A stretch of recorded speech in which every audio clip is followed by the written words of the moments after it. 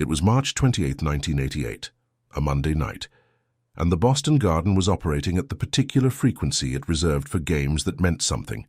Not every game meant something in Boston Garden, but the people who filled those old wooden seats on Causeway Street understood the difference between a regular season contest and a confrontation, and what was scheduled for that evening was a confrontation dressed up in the ordinary statistics of a late-season Eastern Conference matchup. The building smelled of decades, sweat pressed into the grain of the floor, cigarette smoke absorbed into the girders above the upper deck, the particular mustiness of a structure that had been holding human emotion inside its walls since 1928. The parquet floor gleamed under the overhead lights, its famous dead spots as familiar to the Celtics as the creases in their own palms, and as treacherous to visitors as anything Boston ever devised for an opponent. The temperature on the floor at tip-off was 63 degrees, cool enough that the cold came up from the concrete and settled at ankle level like a permanent resident. Outside, a late March rain was working itself into sleet, the kind of weather that made Bostonians walk faster and talk less and arrive at their destinations with the compressed energy of people who had been given something to overcome before the game even started.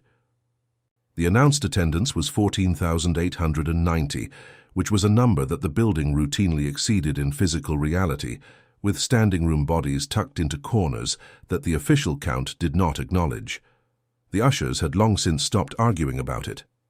The noise that this crowd could generate was not a product of architecture alone, it was a product of history, of 31 years of championship banners that hung from the rafters and made every visiting player look up once and then wish they hadn't, because the banners had a weight to them beyond cotton and metal, a psychological gravity that the Celtics had spent decades cultivating deliberately. The Chicago Bulls were a 28-45 team, with 6 games left in the regular season. They would make the playoffs as a 5th seed. They had no reasonable expectation of advancing past the first round.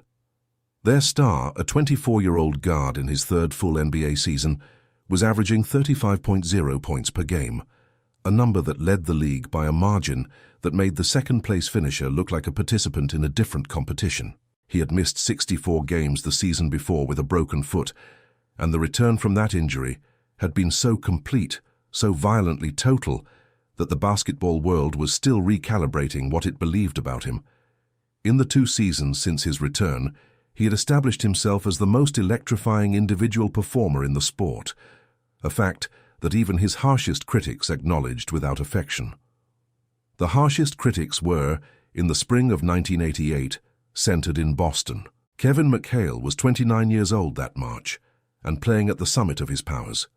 He stood 6 feet 10 inches and weighed 252 pounds, a body assembled by genetics and refined by years of work into the most technically sophisticated postgame the sport had produced in a generation, possibly ever. His footwork was the subject of coaching clinic discussions across every level of the game. His array of low post moves, the up and under, the drop step, the hook with either hand, the turnaround fadeaway from both blocks and mid-post, constituted a vocabulary so complete that defenders who had studied tape for hours still found themselves wrong-footed in real time, because McHale's genius was in the combination and the sequencing, offering one thing and delivering another with a quickness his body should not have possessed. He had averaged 26 points and nearly 10 rebounds the previous season, while shooting 54%. He had 2 championship rings and 5 All-Star appearances. He was, in every statistical and competitive sense, a legitimate claimant to the title of best power forward in basketball. He was also, in the spring of 1988, a man who had opinions about Michael Jordan that he had not been shy about sharing. The remarks had circulated through the basketball press in the weeks before this game, with the particular velocity that frank words acquire when they come from someone with the standing to say them. McHale had not been vicious about it. He had been something more dismissive, which is worse. He had said in substance, if not always in these exact words, that Jordan was a highlight, that the game was more complicated than what Jordan did with it. That winning required things Jordan had not yet demonstrated, required making teammates better, required sacrifice and system, and the willingness to disappear into a structure larger than your own statistics. He had talked about Bird, He had talked about what championship basketball looked like from the inside, and the implication threading through everything he said was clear to anyone who read it carefully. Michael Jordan was spectacular, and Michael Jordan was not serious, not in the way that the men who won championships were serious, and the gap between spectacle and substance was the gap between what Jordan was and what the Celtics were, and it was not a gap that highlights could close. This was not an unintelligent argument. It was, in fact, a version of an argument that would persist around Jordan for several more years, and it had real evidence behind it. The Bulls had not won. Jordan had not, at this point in his career, demonstrated the ability to elevate a team past the second round of the playoffs. The championships were still 3 years away. The argument was wrong, but it was not obviously wrong in March of 1988, which made it more dangerous to make than McHale understood at the time. Jordan heard it. He heard everything. This was not a rumor or a second-hand account. The remarks had been printed. They had a dateline and a byline and quotation marks around the relevant portions, and someone on the Bulls staff, knowing how Jordan received this kind of information and what he did with it, had made sure the clipping was available. Jordan did not seek out the clipping. He did not need to. The process had become efficient over years of practice, the way a body becomes efficient at digesting food it has eaten many times. The Bulls' locker room at Boston Garden was small, tighter than visitors preferred, with metal lockers that had not been updated since an era when they were already out of date. And the smell of the building penetrated even here, that specific Boston Garden smell of age and triumph, that the home team wore like a cologne and the visiting team experienced as an argument. Jordan dressed in the particular way he always dressed before a game of this significance, meaning he dressed exactly the same way he dressed before every game. Because for Jordan, there was no formal category of significant game that required different preparation. Every game was the game, the preparation was the preparation, the mom. He pulled on his shorts and laced his shoes, and sat on the bench in front of his locker, with his hands on his knees for a moment, looking at the middle distance with an expression his teammates had catalogued and discussed quietly among themselves. Scottie Pippen, in his first season, still learning the landscape of what it meant to share a locker room with this particular person, watched from 2 lockers down and stored the image. Jordan's wrists were taped. His right hand had a small bruise near the ring finger from a game 2 nights before in Milwaukee, where he had absorbed contact on a drive. He had not mentioned it. The trainer had noticed and said something carefully, and Jordan had looked at him with the expression that required no words, and the subject was closed. His jaw was set and his eyes were still, the quality of a man who had located something internal and was feeding it deliberately, the way you feed a fire that you want to last. The game opened with Boston asserting its home authority in the way Boston teams of that era always asserted it, through physicality, through pace control, through the knowing use of a floor the visiting team could not fully map. Bird scored on his first 2 touches, a pull-up 17-footer off the left elbow that was so clean it looked drawn rather than shot, and then a post move against Pippen that ended with a left-handed hook and a foul call that brought the building to volume. McHale picked up his first points on an offensive rebound he had manufactured by positioning himself 2 steps below where the defense expected him, a thing he did not accidentally, but as a geometric decision made before the ball was shot. He scored with his right hand, was fouled, converted the free throw and looked toward the Bulls bench in the way players look toward an opponent's bench when they are testing to see if anyone is watching. Jordan was watching. The first quarter belonged to Boston by both score and feel. The Celtics led 24-17 after 12 minutes, and the quality of the lead was the quality of inevitability, the kind of lead that announces its intention to grow rather than to disappear. McHale had 9 points in the period and had not yet faced a possession that genuinely troubled him. He was moving well, his footwork already in rhythm, the weight of him operating as an instrument rather than an obstacle. The 252 pounds was not a thing he carried, it was a thing he deployed. Jordan had 7 points in the first quarter, and the 7 points were real points, well-executed points, but they were not yet the announcement. He was watching McHale. He was watching how the Celtics moved around him, how the ball found him and what he did with it, and where he went when the play was over. And he was watching the way McHale talked to his teammates on the floor, the easy authority of a man in his own building whose building had never had any cause to doubt him. The media pressure had been building for 2 weeks. The Boston papers had run columns. One Globe writer had sharpened McHale's general position into something more pointed, asking in print whether Chicago's investment in one spectacular individual was a basketball strategy or a marketing strategy, and whether the league's fascination with Jordan's highlights was obscuring the more important question of whether Jordan could do what Bird and McHale and the Celtics had done, which was win. The column ran 3 days before this game.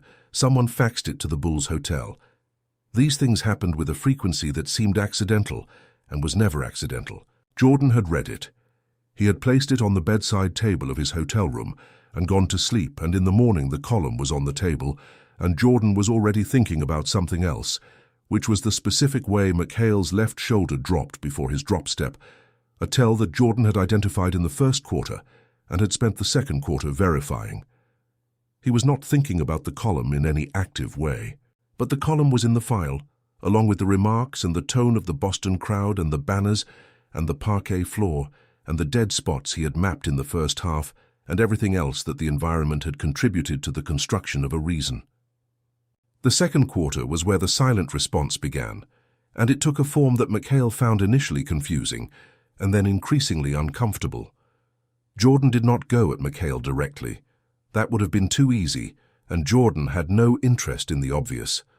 What Jordan did in the second quarter was take the Celtics' defense apart in the way a careful man dismantles something with many interconnected parts, with attention and patience, and the understanding that the dismantlement is more total when accomplished from the foundation rather than the surface. He fed Horace Grant twice, not because Grant's numbers needed feeding, but because it forced the Celtics' defense to shift in the direction Jordan wanted, creating a lane on the left side he had been measuring since the first possession. He ran the pick and roll with Corzine with a precision that seemed almost considerate, the pass arriving not where Corzine expected it, but where he needed it. And the distinction between those two things was the difference between a good play and an education. McHale watched from the low post and felt something he did not have an immediate name for. The slight adjustment a person makes when they realize the room is a different shape than first assessed. Jordan scored 14 in the second quarter, without a single moment that would have qualified as a highlight in any traditional sense. There was no hang time, there was no extension, there was only precision and decision, and the accumulating evidence of a basketball intelligence that was operating at a speed slightly above what the defense could match in real time. The Bulls went into halftime down by 2, 41-39. And the Celtics' locker room at halftime had a quality that the players recognized as the quality of a lead that needed defending, rather than the quality of a lead that would defend itself. In the Bulls' locker room, Phil Jackson, then an assistant coach under Doug Collins, said something about second-half adjustments that Jordan listened to with the surface of his attention, while the deeper part was engaged with the specific calculation he had been running since the first quarter. He had been filing evidence. The evidence was complete enough to support a conclusion. The conclusion was simple and had no doubt in it. When Jackson finished, Jordan looked up from the middle distance and said, "I've got him." Nobody asked who he meant. The third quarter opened, and what followed was not an explosion. Jordan's culminating performances rarely began as explosions. They began as the solidification of something that had been liquid, the moment when the temperature dropped enough that the thing that had been forming invisibly became visible and permanent. He scored on his first possession with a mid-range jumper from the right wing, the ball released from a spot 2 inches higher than McHale's scouting report had indicated Jordan preferred, high enough that McHale's outstretched hand, had McHale been the one defending it, would have arrived a fraction too late. He scored on his second possession with a drive that changed direction twice, the first change taking his defender left, the second taking him back right through a crease that had not existed until Jordan created it by making the first change convincing.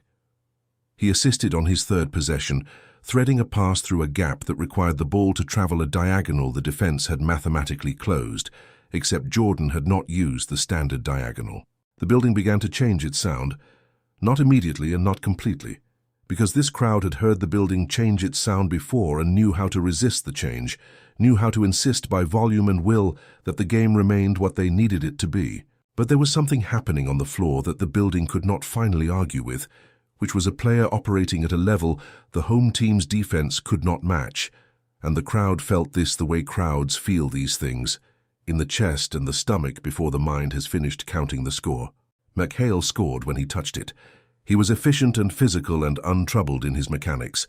He was also, in the third quarter, touching it less. This was not accidental.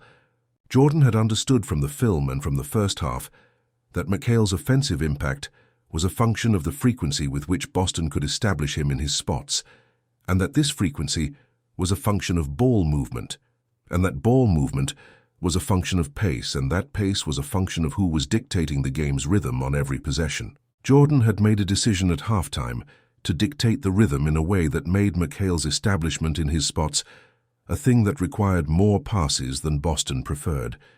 It was a decision that did not show up in any box score.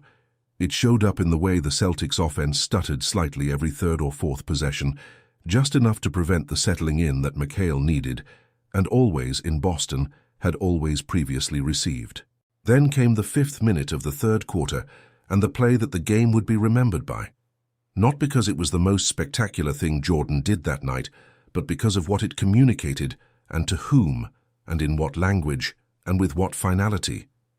McHale had received the ball on the left block with his back to the basket, and Johnny Bach's defensive scheme called for a double team from the weak side, but the rotation was half a beat slow, and McHale sensed the slowness and made his move before the double arrived, a sweeping right-hand hook that he had hit with this same mechanics from this same spot on this floor more times than any defender had successfully stopped. The ball went up. It went through. McHale turned, and in the particular way of a man confirming what he already knew, he looked toward the Bulls' bench. Jordan caught the inbound pass with 5 seconds left on the shot clock, 51 feet from the basket. The defense was set. McHale was back on the perimeter now, not in his post position, deployed as the last line of resistance, because the Celtics' scheme called for their bigs to protect the paint in transition. There was no clear path. The shot clock showed 5 seconds, then 4. Jordan took 2 dribbles, right slow dribbles, reading dribbles, the kind that gather information rather than cover ground. 3 seconds. His defender, Danny Ainge, had position between Jordan and the paint. McHale was 12 feet away, a wall of 252 pounds with his hands up, his feet set, his weight distributed in the particular way of a man who had been trained by years of post-defense to absorb contact and hold ground. 2 seconds. Jordan stopped dribbling. This was the moment that the people in that building who were paying the right kind of attention would carry out with them into the rest of their lives, not the shot that followed, but the moment before it. The single second of absolute stillness in which Jordan, the ball on his hip, looked at Kevin McHale from a distance of 11 feet with an expression that McHale would describe, years later, as something that went beyond basketball. Not anger. Not satisfaction. Something older than both of those things.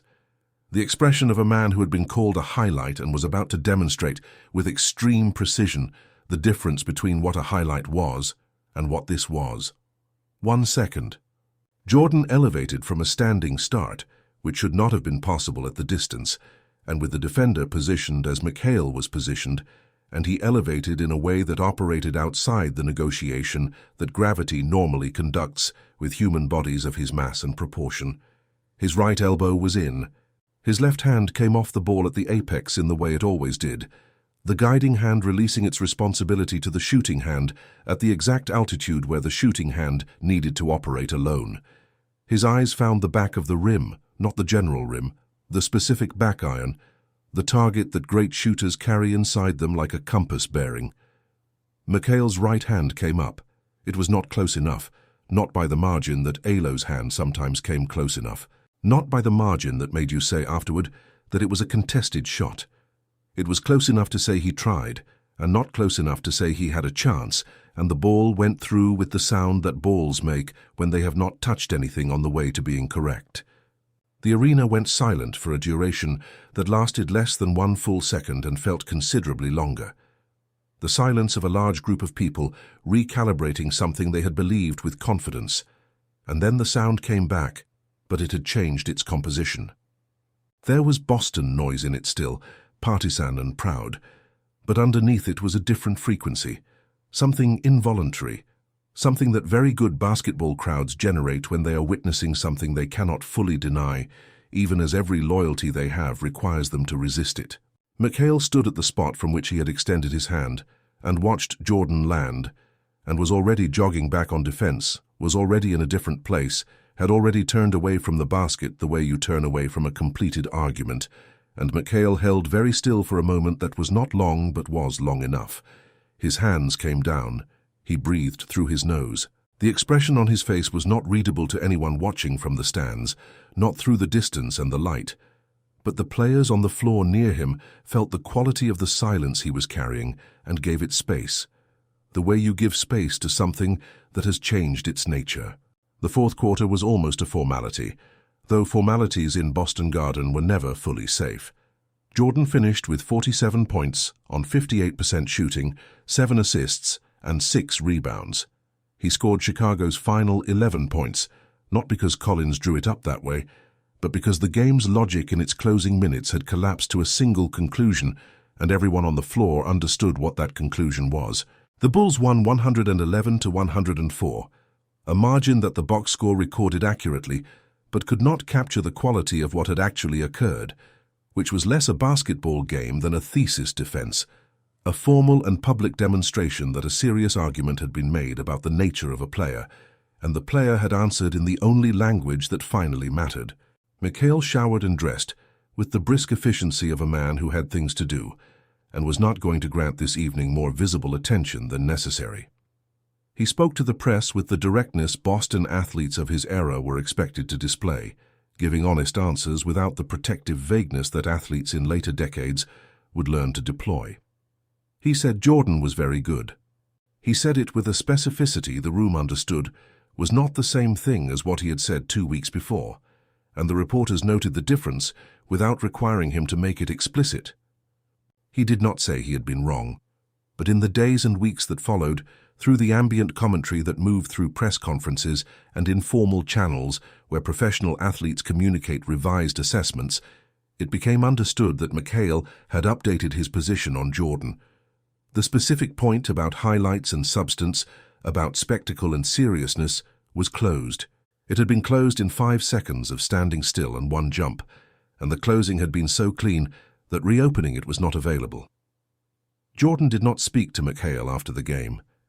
He did not seek out the moment of acknowledgement that athletes sometimes seek in the aftermath of a significant performance, the handshake that says something beyond the handshake. He was already elsewhere, already at the next thing, already in the film session that would precede the next game, already cataloguing the information that the night's performance had generated about his own game, not about what he had done well, but about what he had done that could be done better, because that was the other engine, the one that ran on the fuel of his own dissatisfaction with himself, which was, if anything, hotter and more reliable than the engine that ran on the fuel of what other people said about him. This is the thing that gets lost in the story of Jordan's motivation, in the accounts of the slights and the clippings and the file of available reasons he maintained with such careful attention. The external fuel was real, and he used it. But underneath it, running constantly and without requirement of outside provocation, was the internal engine, the one that ran on the simple and unresolvable conviction that he had not yet done everything he was capable of doing, that the version of himself who had played last night was a lesser version of the version who would play tomorrow. That excellence was not a destination, but a direction you traveled in perpetually, and that stopping meant falling behind a standard that existed not in the standings or the statistics, but inside him, permanent and demanding and never satisfied. Phil Jackson, watching from the bench that night in Boston, would think about the game later when assembling his understanding of what Jordan was and what Jordan would become, building the philosophy of practice and purpose that would define the championship years. He thought about the 5 seconds of stillness before the shot, the way Jordan had stopped in a situation where stopping was the least available and most necessary choice, and he understood it as a demonstration of the principle he believed was at the center of everything Jordan did: control. Not control of the game, though the game was controlled. Not control of McHale, though McHale had been addressed. Control of the internal thing, The fire that had to burn hot enough to provide energy and cool enough to allow precision. And the management of that temperature was the actual skill, the one that separated Jordan not just from players who lacked his talent, but from the many talented players who could not manage what they carried. The coal becomes diamond under pressure, but only if the pressure is sustained and directed. Random pressure shatters. Directed pressure transforms. Jordan had learned, through years of available reasons and midnight gyms and broken foot recoveries and quiet corrections made before anyone else was in the building, to direct the pressure with an accuracy that matched the accuracy of his shot. The release of the ball and the release of the stored energy were the same motion, in different registers, expressing the same principle about what a person becomes when they commit fully to converting what they have suffered into what they can do. McHale played 6 more seasons after that night, remaining excellent and legitimate, carrying his championship credentials with the right kind of pride. He became a coach, then an executive, and in interviews across the decades, the game in Boston that March evening came up with a frequency that suggested it had remained lodged in him somewhere, not as a wound, but as a calibration. He was consistently generous about Jordan, consistently honest about the degree to which the performance had revised his understanding. Great men, when the revision is thorough enough, come eventually to speak about it with something approaching gratitude, because a truly complete correction of a genuinely held wrong belief is one of the rarer educational experiences available, and McHale was honest enough to recognize that what had happened to him in that third quarter was an education. Jordan moved forward. He always moved forward. Not because the past did not matter, but because it had already been converted into the thing making him move forward. And once the conversion was complete, the raw material was spent, and the next source of fuel was somewhere ahead, in the next game and the next argument and the next clipping, faxed to a hotel room that would find its way into the file and wait there, patient and quiet. For the moment, he chose to spend it. The question the story finally asks is not about basketball. It is about what you do with the voice that says you are only what you appear to be, that the real work is somewhere else, that your best is decoration. The question is whether you hear that voice and correct it, or whether you hear it and are diminished by it. Jordan's answer, offered across an entire career in the only language he trusted, was that the voice was a resource. That dismissal was data. That the person who calls you flashy has just handed you the most important information available, which is the exact and specific distance between what they see and what you know, and that distance is the space you work in, and that space, properly worked, is unlimited. What you do with the thing that underestimates you is the whole story. Everything else is the score.